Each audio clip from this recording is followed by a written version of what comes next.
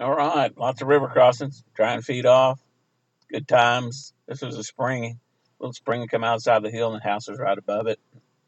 There we are going across one of the narrower water crossings, and a group of us going across. Sometimes they're wide, sometimes they're narrow. Pant legs are always trying to drop down on us, and if you were an island, don't really matter. There we are up to our knees, and lots of fun. Taking a little bit of break there, and this was probably 17 miles into the backpack.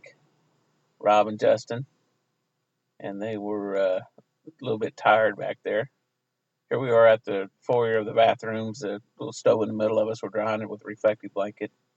Marshall's backpack, new lightweight backpack, served him real well. Got a thermometer on the back end of it, tells us the highs and the lows of the temperature. Sam and Marshall on the trail, and their packs.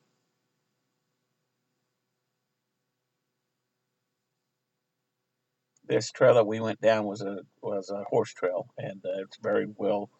A lot of horses on it, and you can see that it's kind of a little bit of a rut. A lot of homesteads on the trail. These people were, man, they were tough. They lived out here on these hills and along this river. They lived comfortable. I mean, they had a nice home and metal roof and dry floors. They were dry, and they generally had a little stove or fireplace on the side of them. And this is a big old pine tree. Rob loves pine trees. There's Josh climbing this side of it, and Rob hugging it, and David laughing at him. A lot of big old oaks and maples out there, along beautiful bluffs along with the rivers and the creeks, and just beautiful stuff everywhere you turn. It's a selfie Marshall's getting of Josh and Mark and Marshall and Sam, of all four of us there, our extended family there. Marshall puts his gear in a lightweight waterproof bag and then puts in his pack. There we are heading down the trail. It was 66 degrees, unbelievably warm in December. Beautiful day, overcast, a little cool breeze, really nice.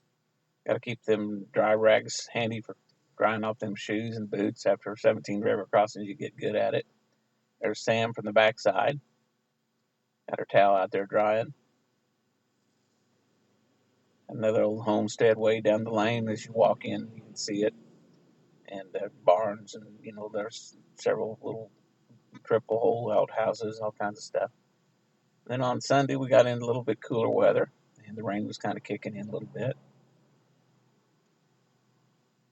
We made pretty good time. This is an old homestead that had a bunch of different outbuildings, probably one of the better kept ones. We went inside, and then, of course, we got a big picture right there and had our morning devotion there. And it's a fall, winter, December, so lots of leaves on the ground, and they were good for insulation and good for crunchy. Lots of rain on Sunday. I think between Saturday night 7 and Sunday, by the time we got out, we had over 3 inches of rain. So pretty good rain. This is our first night out. We're camping close to the river, and there's no rain forecasted then or any time in that area. And it was pretty trodden over, and it was pretty nice. The ground was really soft. I think the varmints had been digging in it, and it was sandy and soft. We had a good time. It was probably up till 10:30, 11 o'clock. And then that's a picture of me in the hammock and the Hennessy. And right there where your foot is, it's got a little Velcro strap, and you go in. And it was so nice. I don't think I really slept in the sleeping bag. I just slept on top of it. There's Jess and Cassie's Kelty, and Dave's little one-man tent, and a nice little tent. And there's one of the hammocks. That's Chris's hammock over there, and he stayed dry. That's Josh's Hennessy, or no, that's Marshall's, and then Chris is back there in the Eno. And the second night, we really spent time hunkering down, getting everything just right, stay dry. The tent guys, they did real well as well. I think Saturday or Sunday morning when it was pouring rain, the tarps were nice to have over your head while you were packing your gear up. And yeah, there we are packing up, getting ready for our first river crossing about 8 in the morning.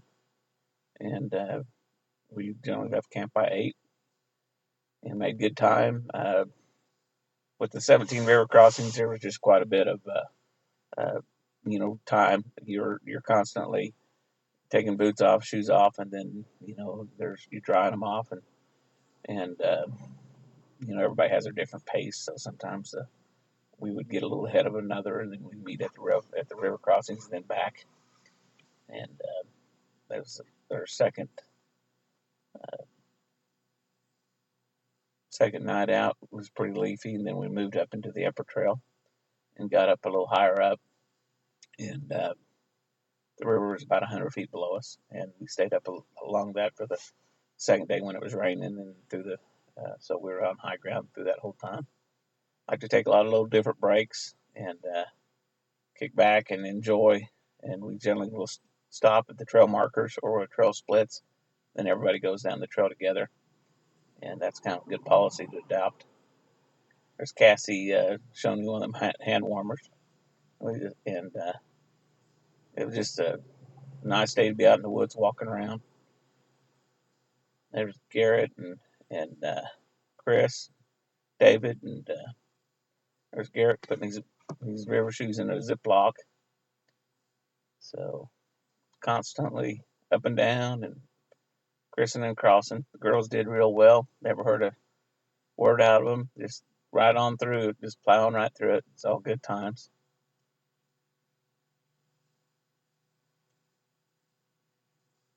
There's Justin and his pack getting ready to head out.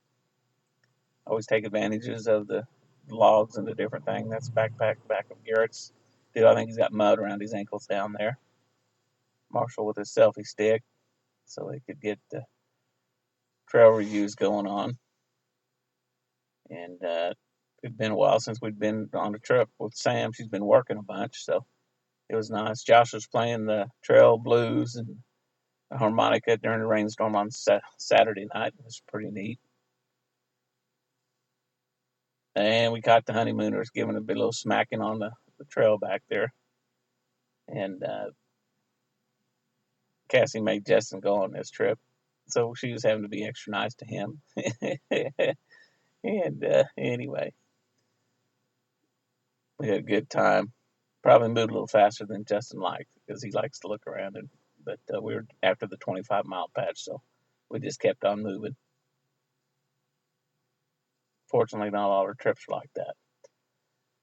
When we take a break, we gotta sit back and relax, stretch our legs, enjoy the whatever it is that we're chewing on, and pick it up and go.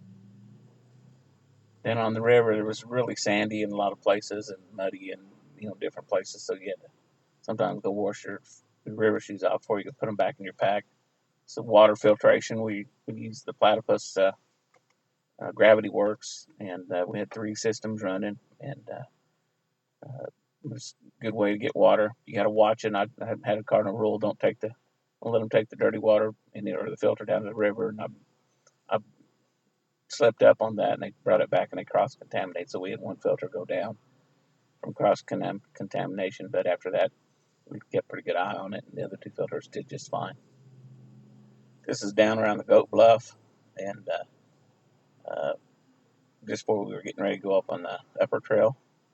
This is Saturday night's camp, and we were getting ready to hunker down. Everybody would spend an extra 40 minutes making sure our gear was right, that everybody was going to stay dry. 16 miles into the trail, Rob and I. There's the overview of the trail map, and 21 miles I think it was, and there's the marking of the where we camped, and then your elevation change. We did 3,400 feet of elevation change, so 1,600, 1,700 feet was up, and it was a good time.